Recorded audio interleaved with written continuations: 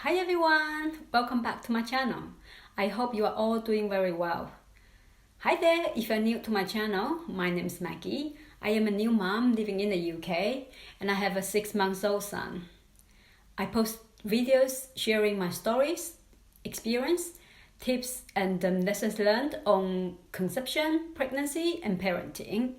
My first videos is about 8 tips that helped us get pregnant quickly in our 30s with a healthy baby.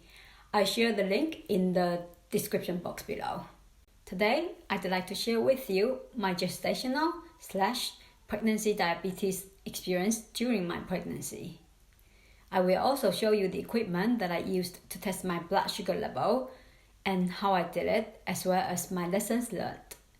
In a separate video to follow, I will share with you how I managed my diet during my pregnancy to keep my blood sugar levels in the required range. So stay tuned for that. Hopefully they can be useful to you if you also have gestational diabetes like I did. First things first, what is gestational diabetes? According to NHS website, I'll share the link in the description box below. Gestational diabetes is high blood sugars that develops during your pregnancy. It happens when your body cannot produce enough insulin to control your blood sugar levels. It usually disappears after giving birth, and it normally happens during your 2nd or 3rd trimester, although it can happen at any time during your pregnancy.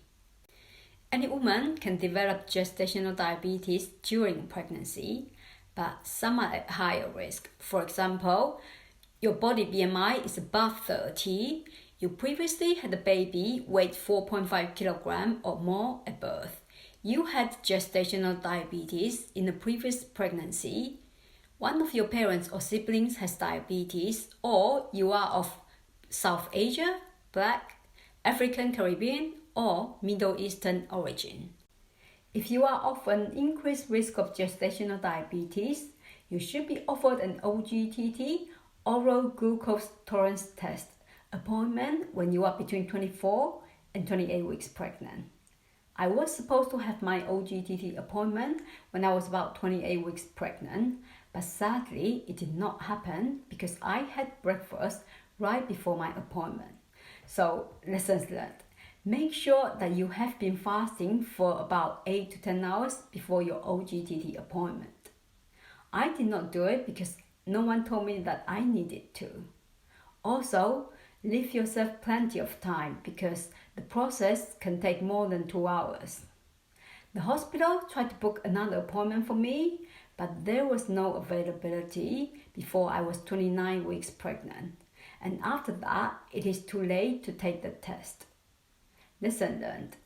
Try to book your OGTT appointment when you are between 24 and 26 weeks pregnant so that you have a bit more time left to rebook your appointment in case you miss your original slot for whatever reason.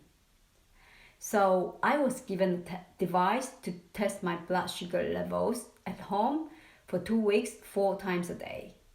And if I have 3 breaches in total at any point of time during the 2 weeks window, it would mean that I have gestational diabetes and I have to inform the hospital right away. And it would also mean that I have to do my blood sugar level test every single day until I gave birth. So this is what I was given to test my blood sugar levels at home, and I'll show you what I have inside.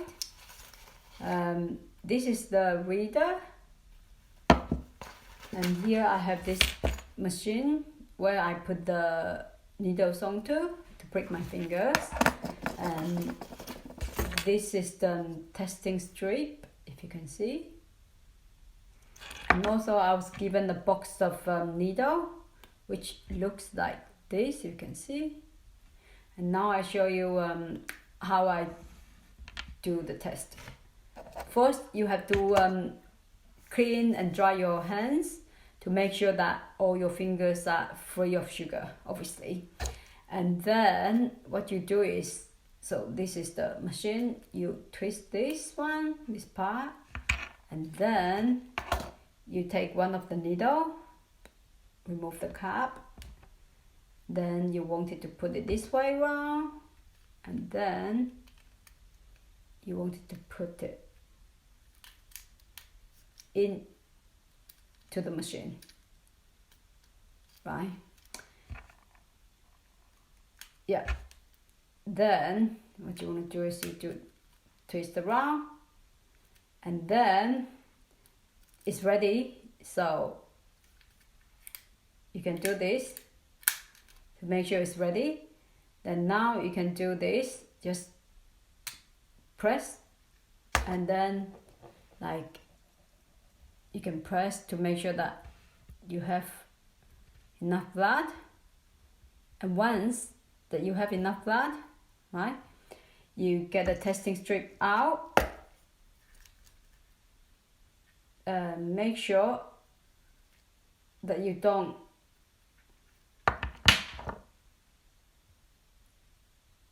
like, you have to pick this way, and then you put it in, and then you will see flashing means it's ready. So you just, yeah, and once you hear the beep means it's ready, you start to do the testing, and then you can see your reading, 5.2. Now, time for an embarrassing story. When I had the bridge, I tested myself multiple times, just in case it was wrong. And every time I tested, the results were quite different. So I convinced myself that the machine was not working. I thought that I did not have too much sweet food. How could I have a bridge, right? But randomly, I had 6 Yorkshire puddings in one sitting, and when the result was showing a bridge, I was completely convinced that the machine was not working. So I called the hospital and I told the specialist midwife that the machine was not working because the reading did not make any sense to me at all. And she quickly told me off for not following the instructions and also trying to avoid the diagnosis. So, lessons learned. Number 1, only prick one finger at a time for each reading unless you do not have enough blood for the reading at your first attempt.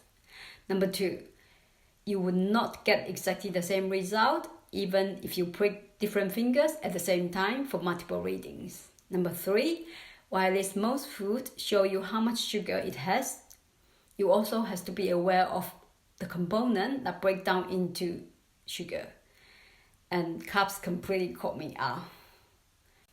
This covers my story and lessons learned on gestational diabetes during my pregnancy.